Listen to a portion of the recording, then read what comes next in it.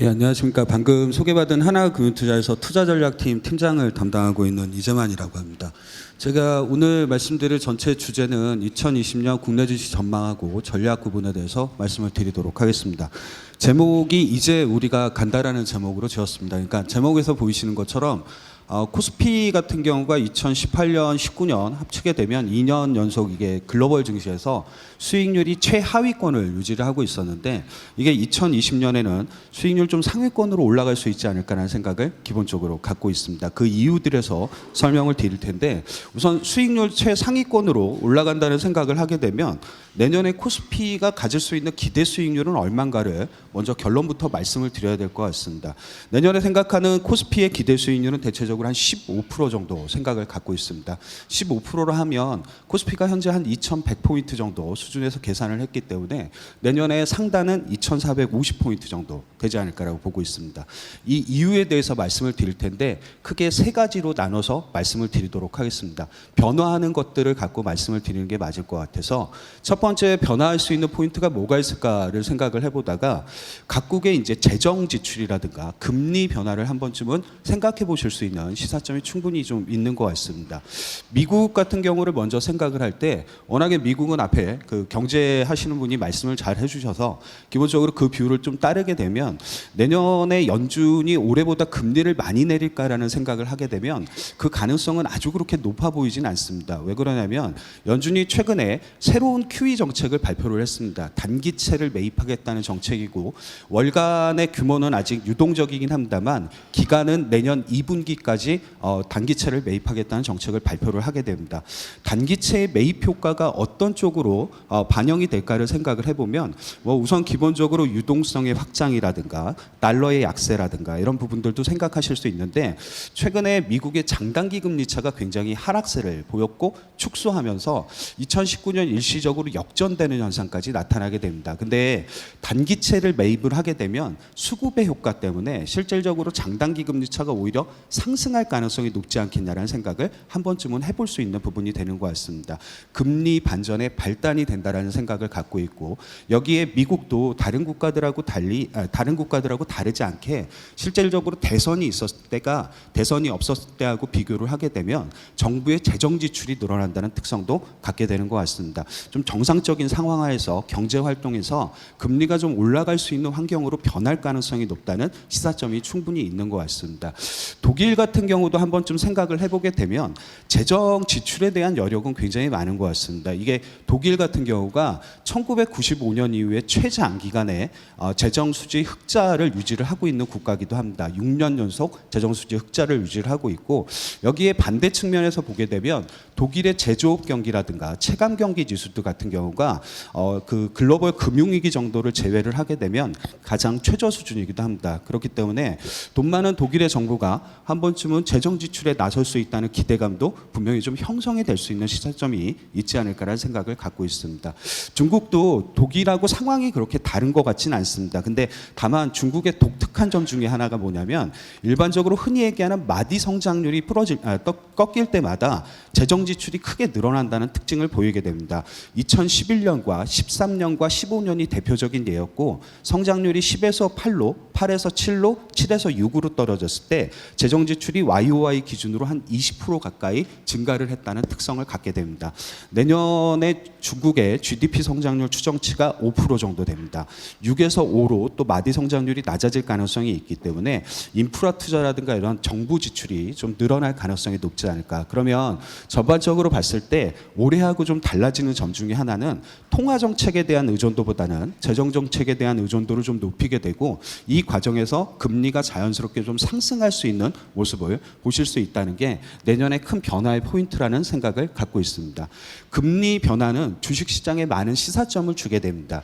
예를 들어서 미국의 10년물 국채금리를 기준으로 했을 때 미국의 10년물 국채금리가 하락을 할 땐 투자할 수 있는 자산이 많지는 않습니다. 주식시장 내에서 S&P 500하고 그리고 미국의 IT 섹터하고 미국의 필수 소비재가 가장 강세를 보인다는 특징을 갖게 됩니다.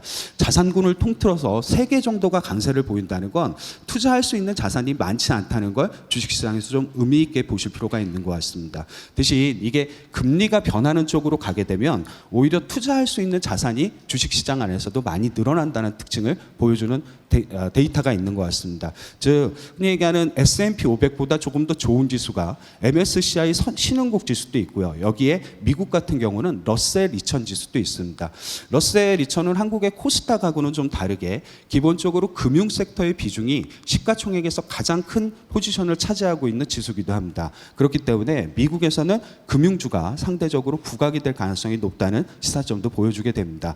미국을 제외한 다른 국가에서도 투자할 수 있는 자산들이 발견이 되고 그게 대표적으로 산업재라든가 경기소비재라든가 그리고 미국을 제외한 IT 섹터들 이런 쪽들이 상당히 유망한 투자 자산으로 주식시장 내에서 부각이 된다는 특징을 보여주는 것 같습니다. 여기서 보시게 되면 두 번째 또 이유하고 맞물리게 됩니다. 미국의 금리가 떨어질 때는 미국의 IT가 좋고 미국의 금리가 올라갈 때는 미국을 제외한 다른 국가들의 IT가 좋다는 특성을 공통점으로 보이게 됩니다. 그러면 내년에도 어떻게 보게 되면 글로벌 주식시장에서 주도주가 크게 바뀔까라는 생각을 하기는 어려울 것 같습니다. 즉 내년에도 글로벌 증시의 주도주는 여전히 테크 섹터가 되지 않을까 생각을 갖고 있습니다. 대신 테크 섹터 안에서 좀 변화가 있겠죠. 즉 기존에 최근에 2년간 2018년, 2019년은 테크 섹터 안에서 주도권을 쥐었던 게 소프트웨어 기업들입니다. 아시는 것처럼 마이크로소프트라든가 이런 기업들이 주도권을 쥐었다는 특성을 갖게 되는 것 같습니다. 대신 내년에는 소프트웨어의 주도권에서 하드웨어 쪽으로 그 주도권이 넘어갈 가능성이 높지 않냐라는 생각을 갖고 있고 근본적으로 두 가지 이유 측면을 좀 잠깐 말씀을 드리게 되면 첫 번째로는 우선 애플이 원래는 2012년부터 2017년까지 미국에서 시가총액 1위 기업이었습니다.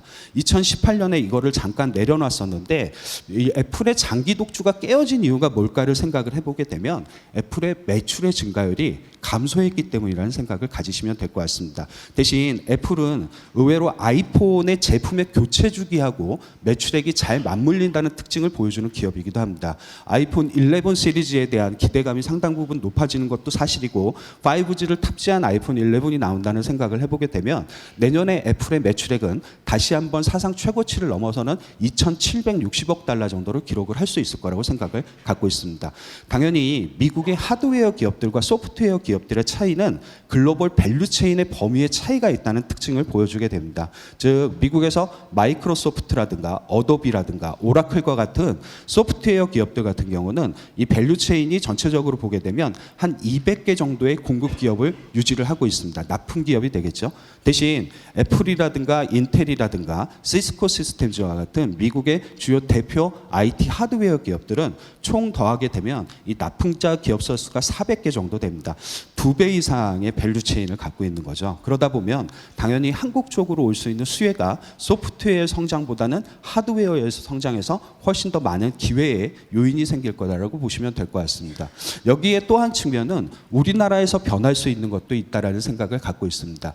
삼성전자가 이례적으로 굉장히 캐펙스, 즉 흔히 얘기하는 투자 자본 지출의 증가율 자체가 오랜 기간 동안 감소를 했습니다. 7개 분기 정도 감소를 했었는데 내년에는 삼성전자의 매출이 대략 10% 정도 증가를 할 거라고 보고 있습니다. 그러면 자연스럽게 매출 증가분만큼 여태까지 지연됐던 투자가 나올 가능성이 높다라는 생각을 가져가시면 될 것 같고요.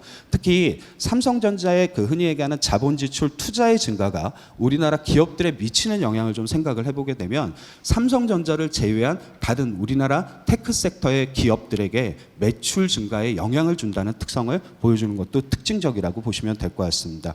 올해는 삼성전자, SK 하이닉스의 일변도의 테크 시장이었다라고 하게 되면 내년에는 투자하실 수 있는 기업이라든가 업종이 펀드멘탈 개선을 통해서 조금 더 많아질 가능성이 있다는 게 테크 업종이 갖고 있는 시사점이라고 생각을 하시면 될 것 같습니다. 아시는 것처럼 이 우리나라가 테크 업종이 흔히 얘기하는 펀드멘탈의 확장 사이클을 갖게 되면 기간은 대략적으로 1년 반에서 2년 정도가 진행이 된다는 특징을 보여주게 됩니다. 내년에도 테크 섹터의 투자가 충분히 가능할 거라는 생각을 할 수 있는 기간적인 여유가 있다라는 걸 보고 있고요. 그리고 여기에서 테크 섹터가 항상 올라갈 때의 주도주는 반도체긴 합니다. 기본적으로 반도체가 테크의 확장 사이클의 초기에서 후기까지를 마무리하는 업종이라고 보시면 될 것 같습니다. 대신 초기에 같이 갈 수 있는 업종도 있고 중기에 같이 갈 수 있는 업종도 있고 후기에 같이 갈 수 있는 업종도 있습니다. 초기는 대표적으로 반도체하고 반도체 소재 같은 업종이 대표적으로 같이 올라가는 특성을 갖고 있고 중기 정도로 들어가게 되면 디스플레이 업종도 한 번쯤은 주가의 퍼포먼스가 굉장히 좋다는 특성을 보여주게 됩니다. 후기 정도로 진입을 하게 되면 반도체 장비라든가 흔히 얘기하는 IT의 컨텐츠를 담당하고 있는 게임 업종까지도 같이 동반 상승하는 경향을 갖고 있기 때문에 내년에는 이렇게 테크 섹터 안에서 순환매, 즉 업종별 순환매가 나타나는 현상을 충분히 한 번쯤 경험하실 수 있지 않을까 하는 생각을 갖고 있는 게 테크 섹터가 갖고 있는 주요한 특징이고 포인트라고 보시면 될 것 같습니다. 여기에서 또 맞물리는 세 번째 주제로 좀 생각을 해볼 수 있는 게 과연 테크 섹터가 올라가면 우리나라가 밸류에이션이 변할 수 있는가에 대한 생각을 좀 해볼 수 있는 부분이 되는 것 같습니다. 한국 같은 경우는 아주 특징적으로 밸류에이션의 특징이 뭐냐면 이게 PER은 굉장히 높은데 PBR은 낮다는 특징을 보여주게 됩니다. 이렇게 나타나는 이유는 아주 단순하게 측정을 좀 해보게 되면 한국 기업들이 갖고 있는 자본이라든가 투자의 효율성이 굉장히 낮을 때 흔히 얘기하는 PER과 PBR의 갭이 굉장히 커진다라고 보시면 될 것 같습니다. 한국 기업들이 자본의 효율성이 낮다 이런 의미를 어떻게 해석을 해야 되냐라는 생각을 해보게 되면 금리가 떨어지는 국면에선 자본의 효율성을 높이기 위해서는 기업이 배당을 주면 됩니다. 대신 금리가 좀 반전할 수 있는 국면에서는 투자의 효율성을 높일 필요가 있는 거죠. 즉 생각을 해보게 되면 왜 기업들의 그 투자의 효율성을 보실 때 많이 보시는 지표 중에 하나가 투하 자본 수익률이라는 ROIC라는 지표가 있습니다. 근데 기업이 자본을 투하하려면 돈을 빌려와야 되기 때문에 빌리는 비용 부분을 감안을 하셔야 되겠죠. 그게 WACC라는 가중평균 자본 비용이라는 게 또 따로 측정이 되게 됩니다. ROIC를 WACC로 나누게 되면 흔히 얘기하는 기업들의 투자 효율성을 볼 수 있는 지표가 되고 한국은 여기 보이시는 것처럼 대략적으로 0.73배 정도 됩니다. 0.73배면 수준이 어떨까를 생각을 해보게 되면 일본이나 미국 기업 같은 경우는 1.5배가 좀 넘습니다. 한국보다 2배의 투자 효율성을 갖고 있다라고 보시면 될 것 같습니다. 한국의 내년의 과제 중에 하나는 PER은 낮추고 PBR은 높여야 됩니다. 그러면 기업들은 투자 이익을 높여야 되는 부분들을 갖고 있겠죠. 그러면 여기서 흔히 얘기하는 내년에 유망 업종이라든가 유망한 종목들을 선정할 수 있는 아이디어가 측정이 되게 됩니다. 기업들별로 투자 이익을 측정을 하게 되면 됩니다. 즉 ROIC에서 WACC를 빼게 되면 기본적으로 투자 이익률이 계산이 되고 여기에 해당 기업이 연간으로 투자한 금액이라는 캐펙스를 곱하게 되면 그게 투자 이익으로 측정을 하시면 될 것 같습니다. 투자 이익이 개선된 기업과 악화된 기업을 좀 비교를 해서 말씀을 드린다라고 하게 되면 투자 이익이 개선된 기업은 우리나라가 갖고 있었던 고질적인 밸류에이션의 문제가 해소가 되게 됩니다. PER은 낮추고 PBR은 올리는 자본의 효율성, 투자의 효율성이 높아지는 밸류 쪽으로 변하게 됩니다. 대신 투자 이익이 악화되는 기업 같은 경우는 우리나라가 갖고 있는 고질적인 문제를 그대로 보여주게 됩니다. PER은 높아지고 PBR은 낮아지는 모습. 즉 어떻게 보게 되면 내년에 밸류에이션이라든가 이런 부분을 재평가받고 재측정하기 위해서는 실질적으로 기업들의 투자 이익이라든가 이런 부분들이 굉장히 중요시하게 사용될 가능성이 높을 것 같습니다. 실제로 주가를 봐도 2009년부터 2018년까지 투자 이익이 개선되는 기업과 악화되는 기업의 주가 수익률을 비교를 해보면 10년간 모두 다 투자 이익이 개선된 기업들의 주가가 좋았다는 특징도 보여주는 특성이 좀 있는 것 같습니다. 그러면 내년에 우리나라에서 투자 이익이 좋아질 수 있는 업종이 누굴까를 선정을 해보실 필요가 있는 것 같습니다. 여기 첫 번째로 생각을 할 수 있는 건 투자 이익이 올해 적자였다 내년에 흑자로 전환되는 업종입니다. 물론 대부분 다 IT 기업이 여기 포함이 되게 됩니다. 하드웨어라든가 반도체라든가 가전이라든가 이런 부분이 될 거고요. 투자 이익이 조금 더 개선되는 쪽들, 즉 증가율이 높아지는 쪽들은 호텔이라든가 미디어라든가 건설 같은 업종입니다. 약간 중국 관련 소비재들이 일부 여기에 포진이 돼 있다는 특징을 보여주는 것 같습니다. 마지막으로 투자 이익의 적자 폭이 빠르게 감소하는 업종도 있습니다. 조선이라든가 운송과 같은 업종이 되는 것 같습니다. 즉 어떻게 보게 되면 내년에 저희 쪽에서 생각하고 있는 유망 업종 섹터가 뭐냐라고 물어보시게 되면 테크와 그 IT와 일부 산업재와 그리고 일부 중국 관련 소비재들이 조금은 내년에 유망 업종들이 되지 않을까라는 생각을 말씀을 드릴 수 있었던 부분이 되는 것 같습니다. 대신 대신 이렇게 말씀드린 유망 업종들을 갖고 어떻게 기대 수익률을 측정을 할 수 있겠냐는 생각을 마지막으로 말씀을 드리도록 하겠습니다. 아까 코스피 기대 수익률이 15%라는 말씀을 드렸습니다. 내년에 한국의 가장 기대가 높은 게 뭐냐면 기저효과입니다. 수출도 기저효과, 이익도 기저효과죠. 올해 EPS 증가율이 한국이 마이너스 38%로 전 세계 꼴등 수준을 유지를 하고 있습니다.